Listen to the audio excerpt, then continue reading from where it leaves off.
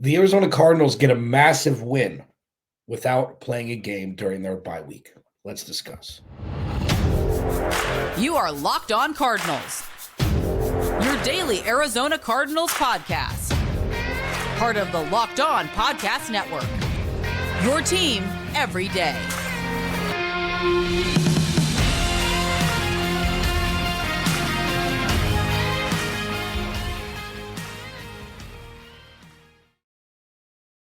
Cardinals, Alex Clancy here. Follow me on Twitter at Clancy's Corner. Follow the podcast at Locked On AZ Cards. Thank you for making Locked On Cardinals your first listen each and every day, free wherever you get your podcast and on YouTube. Sorry, I've been out a couple days sick, and I apologize for my Wednesday podcast. I did not realize the video and audio quality was so poor. That is on me. My sincerest apologies. I promise to do better from here on out. This episode of Locked On Cardinals is brought to you by the Game Time app. The Game Time app is incredible. All you have to do, download the Game Time app, create an account, and use code LOCKEDONNFL for $20 off your first purchase. Last-minute tickets, lowest price guaranteed. The Arizona Cardinals get a massive win during their bye week. I'll discuss. What are the expectations for the team moving forward for the remainder of the 2023 season? I'll discuss. And what are Kyler Murray's expectations for the remainder of the 2023 season? You guessed it. I'll discuss. Watching games during week 14 without the Cardinals playing was weird. It's wild that NFL teams are allowed to have bye weeks this late into the season. I don't get it. I am a huge proponent, and I've been a huge proponent of having a 19 or 20 week season and having each team have 2 bye weeks. We wouldn't miss it. We wouldn't miss an extra game on a Sunday in week 9 or in week 16 if teams have their second bye week. There's so much action all the time, and it would not only elongate the season, which everybody loves, but also it would allow for extra added rest for players. But here we are watching football, didn't know what to do with my hands. Ricky Bobby, I had no idea what to do. But as I was watching these games starting Thursday night, it's like, oh, now we're going to kind of get to see this draft position take form. And there were a lot of teams that were playing who were directly affecting one way or the other the Arizona Cardinals and their stranglehold on their own draft position. So there are a bunch of teams that were playing teams that they shouldn't have beat. New England played Pittsburgh on Thursday night, beat them. Chicago got a very, very big win this past weekend. The Jets got a big win. The Giants got a big win last night against Green Bay. And then Tennessee, probably the biggest surprise of them all, beat Miami in South Beach. Now, that is massive for the Arizona Cardinals. Massive, massive, massive. Even though, New England still holds on to the second spot right now. The Cardinals are 3. With Washington 4, they had their bye week. Chicago, Vegas, Jets, Giants, Tennessee, Chargers all have 5 wins. That is a massive gap. It's like the Richter scale. And for those that didn't, I grew up in California. I grew up in Los Angeles. I went through the 94 earthquake. I learned what the Richter scale was. Every number that goes up, I think, is 100 times greater than the one before. So with only a handful of games left this season, and the Cardinals having a 2-win buffer, a 2-loss, I guess you could say, buffer on a handful of teams, it's massive. And this has nothing to do with wishing and hoping that the Cardinals lose. These are completely outside of the confines of control of the Arizona Cardinals. Now, the Carolina Panthers are a really bad football team. I don't know if it's all Bryce Young's fault.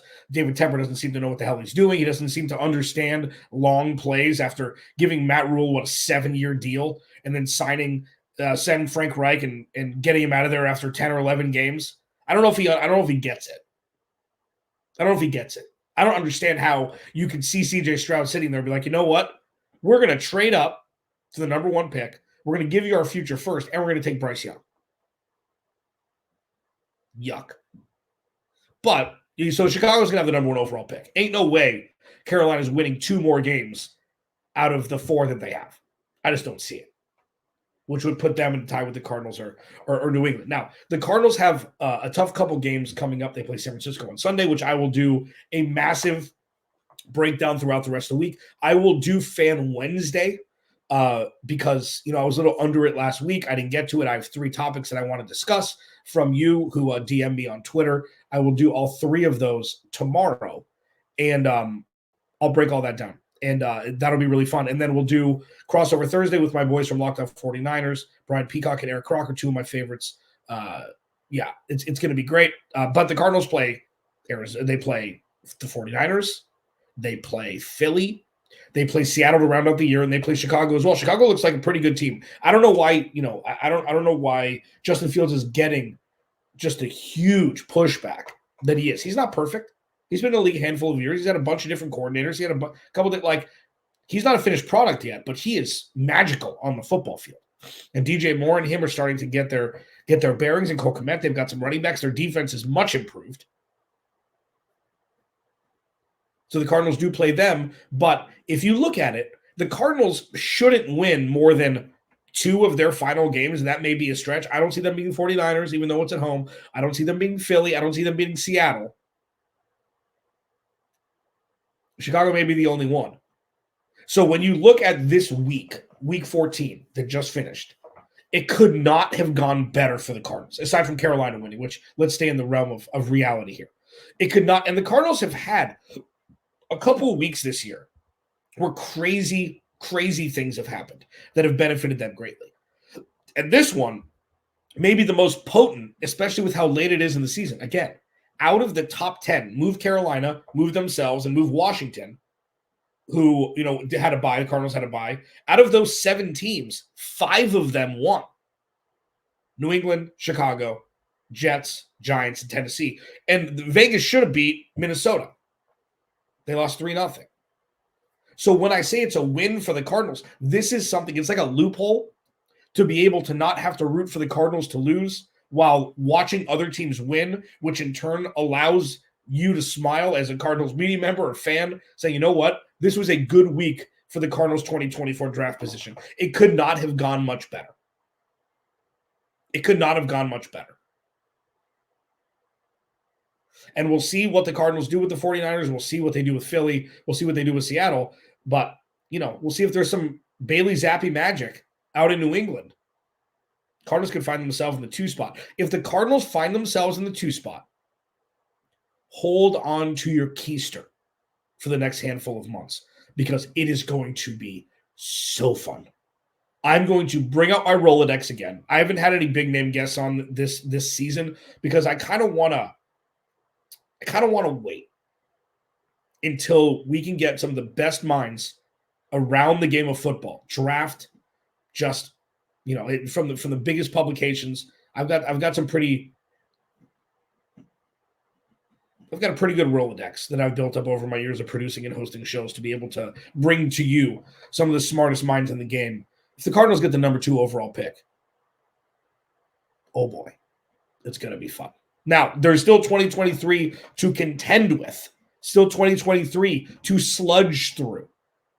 But with that, there are still some expectations for the Cardinals as we wind up the last handful of games here in the 2023 season, so we can unlock the next chapter of Arizona Cardinals 2.0, which is the offseason and free agency and the draft after this season ends. What are the expectations for the team for the last handful of games? Let's discuss as we roll on here. This episode of Locked On Cardinals is brought to you by the Game Time app. Game Time app's great. Game Time app's great. It's hard to find tickets sometimes. It's hard to find who do I trust, fees, all that stuff. It can be really frustrating. You have to print out the tickets. Are they scam? Whatever. You don't have to deal with any of that with the Game Time app. It's the only ticketing app that gives you complete peace of mind with your purchase. Okay.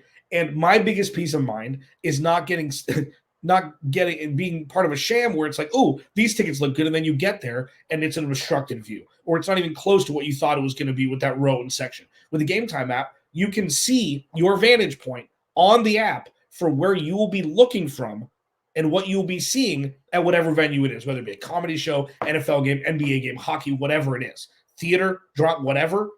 The Game Time app has you covered. You can see what your vantage point will be from the app. And that's mind-blowing. And it's game-changing as well. So you don't have to worry about anything when you purchase the tickets. Take the guesswork out of buying tickets with Game Time. Download the Game Time app, create an account, and use code Locked On NFL for $20 off your first purchase. Terms apply. Again, create an account, redeem code LOCKEDON NFL for $20 off. Download Game Time today. Last minute tickets, lowest price. Guaranteed. Alex Clancy, Locked On Cardinals. Thanks for hanging out. Excuse my absence. You can still hear a little rumbling in my throat. But I'm powering through for you. Thanks for making Locked On Cardinals your first listen. Truly. Please go to the YouTube channel, search Locked On Arizona Cardinals, hit that subscribe button. I really appreciate it. If you want to leave a review, tell me how much you love me in my big dumb face, wherever you get your podcast. I'd be happy with it. If not, that's okay. I just like that you're here. Locked On has launched the first ever national sports 24/7 streaming channel on YouTube. Locked On Sports Today is here for you 24/7, covering the top sports stories of the day with the local experts of Locked On, plus our national shows covering every league. Go to Locked On Sports Today on YouTube and subscribe to the first ever national sports 24/7 streaming channel. What are the expectations for the Cardinals? What are the expectations? And this is kind of murky. It's kind of muddy. Got a win in Kyler Murray's first game back. Didn't look so great the next 2 weeks. Looked better last week. What is all this about? What are the expectations? And as I've mentioned throughout this season, and as I mentioned, before the season started, with what was set to be more than likely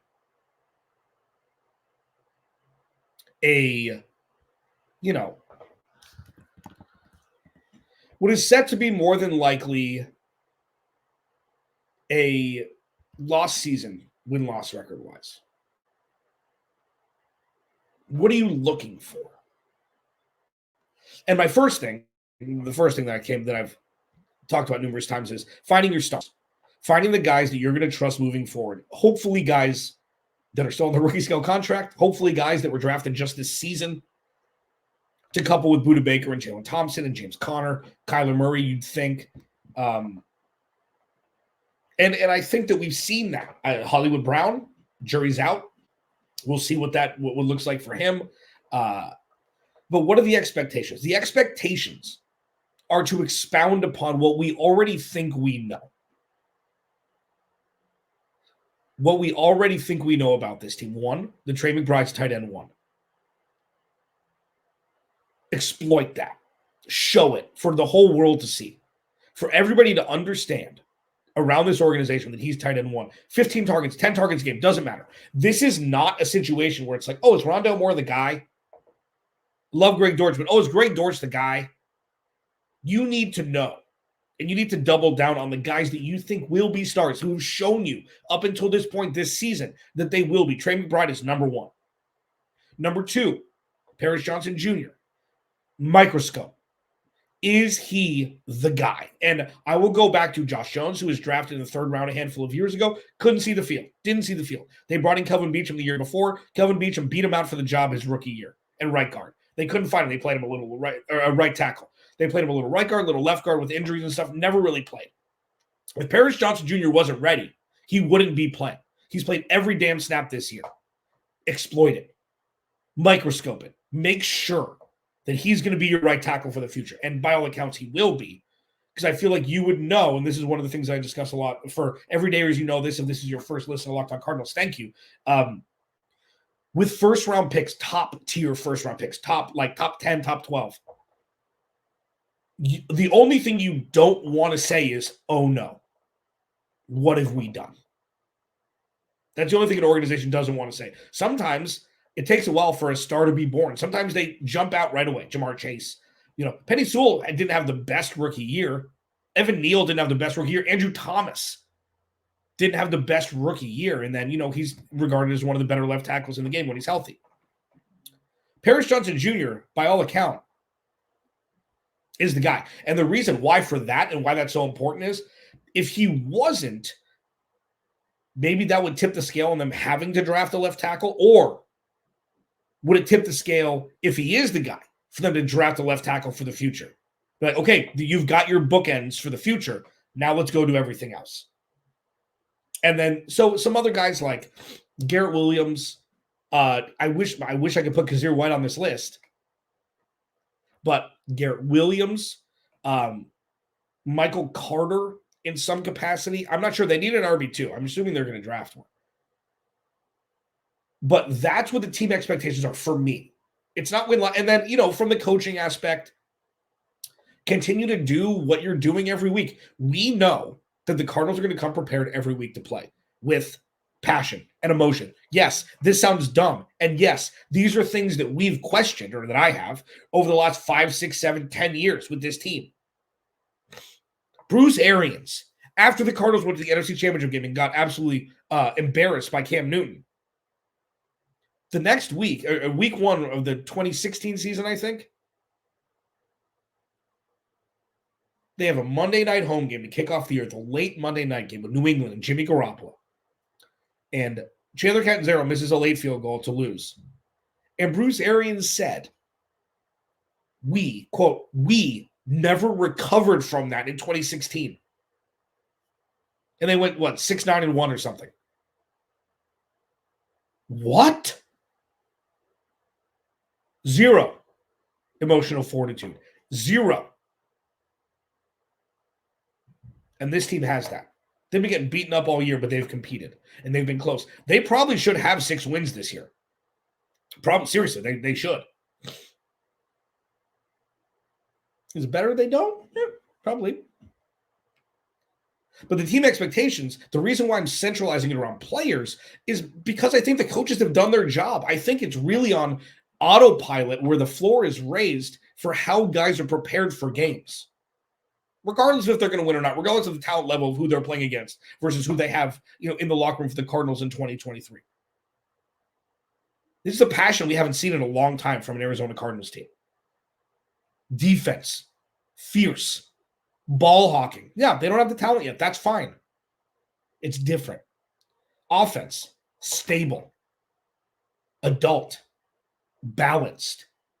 And yes, they're going to need to run the ball effectively in perpetuity if Drew Petzing's going to be here for them to be able to set up play action, for them to be able to unlock the vertical game. You don't have to have deep balls in an offense to be effective. You don't have to throw the ball down the field 10 times a game, hoping for a pass interference if it's not completed to win games.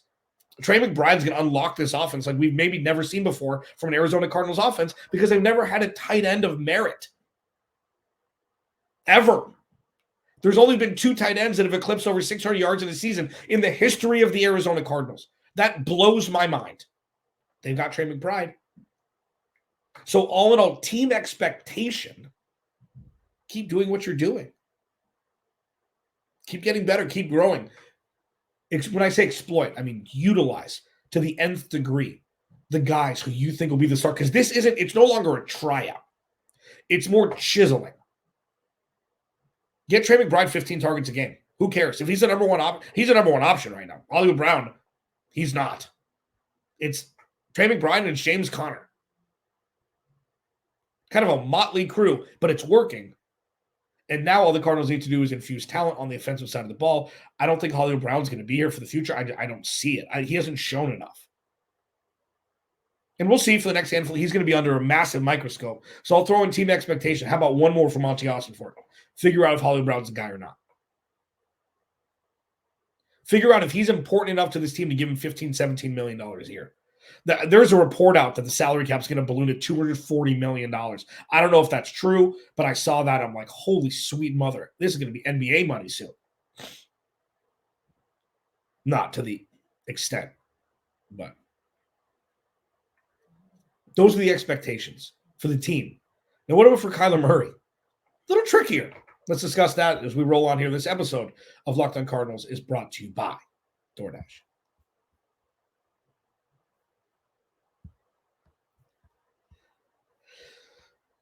I used DoorDash 2 days ago. I was visiting my friends in a different state. and I used DoorDash because I was doing work. I felt sick, and DoorDash had me covered. It was a restaurant that was local there. If you live in the Boise area, Jack's, fantastic. I got a burger, I got chicken fingers. It was comfort food for me. I got fried pickles. Fried pickles are slept on. But if you live in the area, as I pivot back, Postino, Julio's too. If you like, listen, if you like Carl's Jr. or Taco Bell, like whatever it is, whatever fits your fancy, DoorDash makes it so easy for you to watch football and just get food delivered to you from restaurants that don't necessarily have a traditional delivery service. And even better, you can get 50% off up to $10 value when you spend $15 or more on your first order when you download the DoorDash app and enter code LOCK23. Subject to change, terms apply. But remember, get 50% off up to a $10 value when you spend $15 or more on your first order when you download the DoorDash app and enter code LOCK23. Subject to change, terms do apply.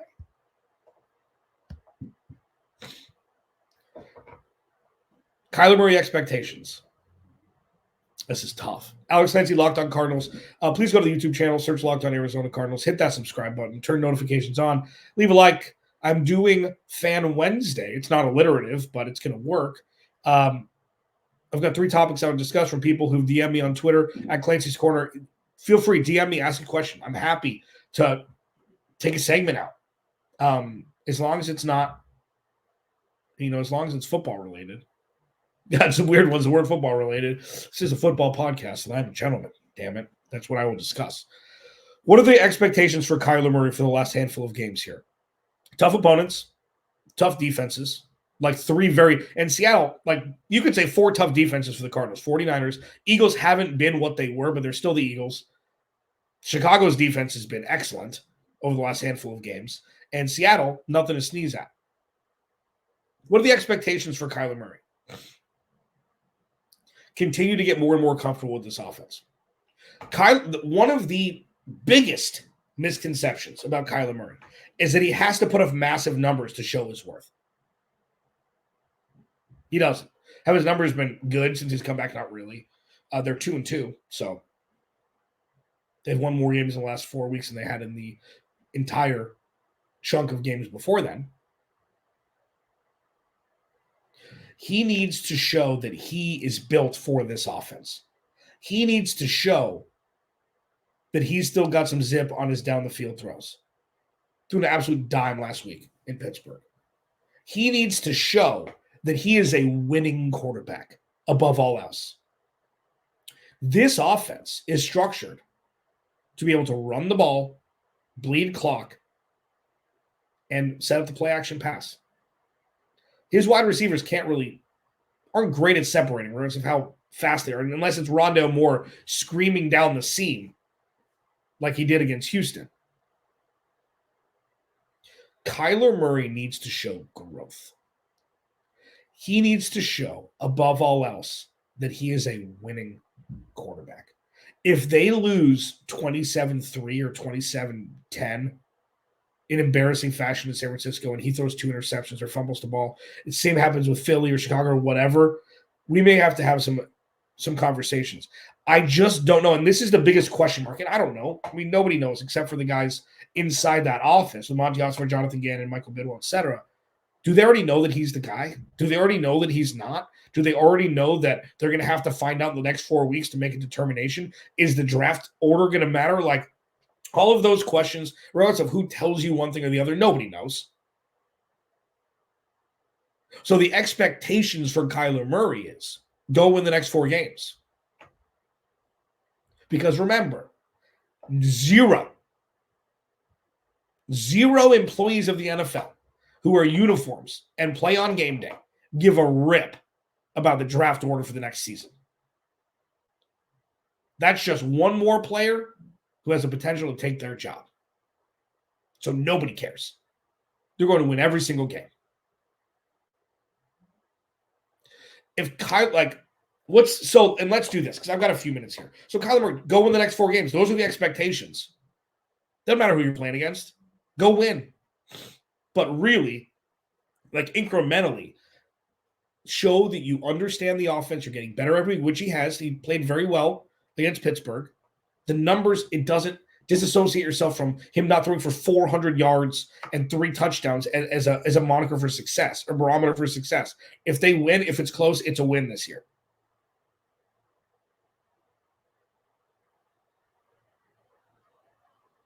It's a win. So when you look at this team, overall, team expectations, Kyler Murray expectations, play competent, poised football, and that's a win. And I cannot wait until I don't have to speak in the abstract anymore, because that's what all of 2023 has been. As pertaining to the concrete examples of growth, even if you're a massive Cardinals hater,